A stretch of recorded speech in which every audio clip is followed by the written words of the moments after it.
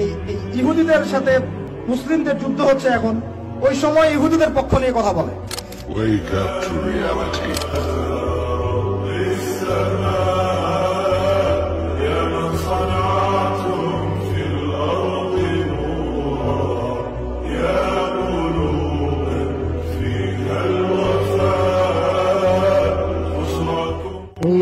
من رئيسها الشيخ عبد الرزاق بن يوسف. نسأل الله تبارك وتعالى وسهلا قولا ولحنا منا لكم كل احترام. أنتم بنيتم أنتم زرعتم. আল্লাহ আমাদের ফিলিস্তিনি ভাইদেরকে আপনি আল্লাহ আপনার তাদেরকে আপনার এই বিপদের মধ্যে তাদেরকে সুস্থতা দিন। আল্লাহ তাদের উপর থেকে বিপদকে সরিয়ে দিন।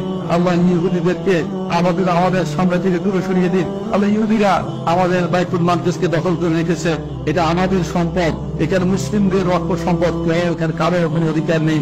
জোর করে তারা এই মুসলিমদের সরিয়ে তারা আমাদের জায়গা দখল করে আছে। আল্লাহ তাদেরকে বাইতুল মাকদিস থেকে দূরে সরিয়ে দিন। আল্লাহ